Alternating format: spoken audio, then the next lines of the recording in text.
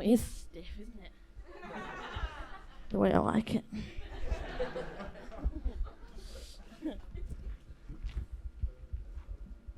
I am like Pluto. I look like a planet. Turns out I'm a rock. I seem like a lesbian, but I'm still gagging for cock. That there sets the next theme for the 15 minutes of your life. Well, maybe not 15. I'm not going to overestimate. I'm not my ex. Does anybody here get really horny for food? Or is that just me? Like, you know, you eat something and you're like, oh, it's different. Especially cheese. And apparently it gives off the same endorphins and shit like crack does. I mean, I've never done crack, so I don't know if that gets me horny. But cheese. Sometimes I go into the fridge, right, and I don't just take a bit of cheese, I bite the fucking block. And then you have to get a knife and you have to cut that bit off so nobody sees your teeth, because you don't want people to know how much of a fucking psychopath you are. Anyway, this next poem is about sex and ramen. In the bowl, you are just noodles. I want you sucked up inside my mouth. I need to take you in. I want to slurp your juices, feel you dripping down my chin. You're just udon in that bowl, like you're just sat on the settee. But you can satisfy my soul and get yourself inside of me. I want to wrap my legs around you like seaweed clinging to a rock. Even the ocean can't wash off. Let's get salty. Let's get oily. Let's make this stock a hot umami broth. Pack me full of joy. I'll take your order, sir. You were still just a boy until I gave your pot, sir. In the bowl, you are just ramen. But in me, you are ramen. Let me pinch you with my chopsticks. Eat my sushi. Taste Japan. On the topic of food, I've got a weird relationship with food. Sometimes I love it, and then other times not so much, and it causes me a lot of psychological grief. I blame society, not food. So this next poem's got a little bit more of a personal kind of side to it. It's called Cheesy Chips. There's so much knowledge in this world, but I'll tell you something I know. Kate Moss says nothing tastes as good as skinny feels, but she's not had cheesy chips from Pizza Cana. I love food. I love swimming. I've got Crohn's disease, so if I digest anything right, I'm winning. But it can be hard. When your brow wires are snapping, when you go for that run and that inner audience is actually your fucking thighs clapping. The thing is, I don't drink. I don't smoke or snort anymore. And he's lucky if I swallow. I've quit a lot of shit, so why should I force hungry? And why should I feel hollow? I've got a disorder when all I want is a just eat order. And there's a fine line where my discipline and self-abuse border. Why are you crying? They say. I'm not. I've just got something in my BMI. Fuck BMI. I'm the fastest girl in the pool because there's muscle in this thigh. Muscle that weighs a lot and gets me places. There's parts of my body that's put smiles on quite a few faces. Just not always mine. So I'm trying to change that by saying this. For all of you that have felt the burden of society's expectations on your hips, keep moving, keep loving, and order cheesy chips.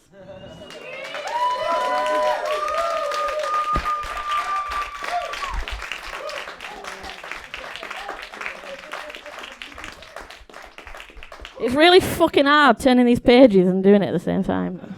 I've gone old school. I've gone like no phone. I've written it down in a book. She's serious. So, since I've been feeling a little bit shit about myself recently, because, you know, life's a bitch, I started to feel really nostalgic about my childhood. And I think that's because it's a time when I was happy and I didn't think about society or body image or what to wear, not what to wear. Didn't really think about sex much either, which seems to consume my brain, which you'll probably realise after this. It was a happy time, and I started thinking about 90s clothes, 90s toys, 80s toys even. I was born in 91, so, old. Some of the 80s stuff was still around when I was born. So I thought, right, I'm going to do a poem about nostalgia, but I'm going to do it about sex as well. So this next poem is called Slutty Tamagotchi. Let's see how many toys you can count in this. I want all the toys out, Game Boy. I want to fuck and watch you watch me. Vibrate me like a 90s toy, 'cause I'm your slutty Tamagotchi. Flick my beanie, baby. Tickle me, Elmo. I've got a hungry little Furby that needs feeding down below. Soak me with your super soaker. Motorboat my cabbage patch. Bop it, twist it, choke her. I want your aliens to hatch.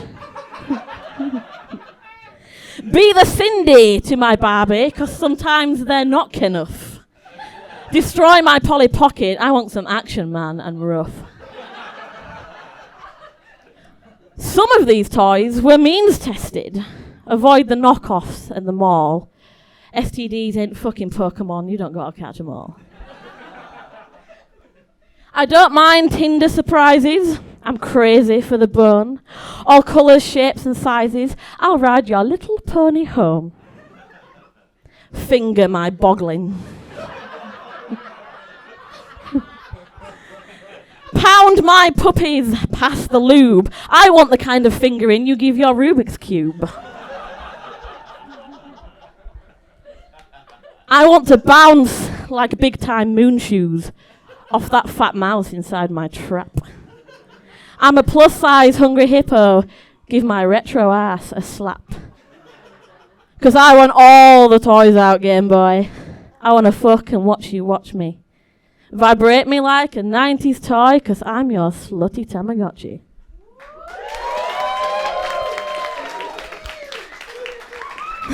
Thank you, thank you. Now I'm going to show you a picture of my pussy.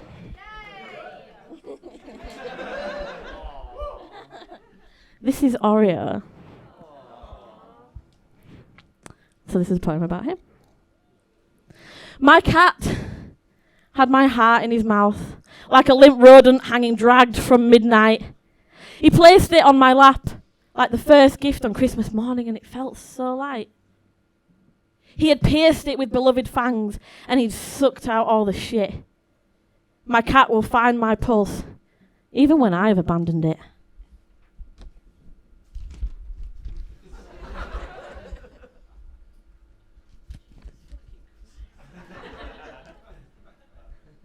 He is my shadow, made of floating invisible hairs. He makes me blissfully happy, then tries to kill me on the fucking stairs. He suffocates me every night. My face is his pillow, and I don't deserve oxygen.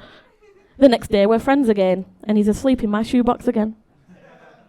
Little boff wafter, podgy rent-free fuck. He's black and white, so I guess that explains my chaotic sense of luck. Fishy biscuit breath in my grill, shouting about some empty space just in the centre of his bowl. It represents his emptiness. Fucking represents his soul. Diet like I am, you little bastard. Then I feel with tears when I think he loves me when I'm ugly and he loves me when I stink. He is my nightmare scarer when I walk in terror, dreaming of my ex, you see. This little cunty feeless catus came and snuggled next to me, following me round whatever room I'm in. Cat in personal orbit never strays. And that weird, perfect animal has seen all my shits, hit all my fans, coexisting through my darkest days. So as long as he has my heart in his mouth and brings me it when I forget who I should be, I'll accept that 3 a.m. banshee and I'll pick up his shit, because that's enough for me. Thank you.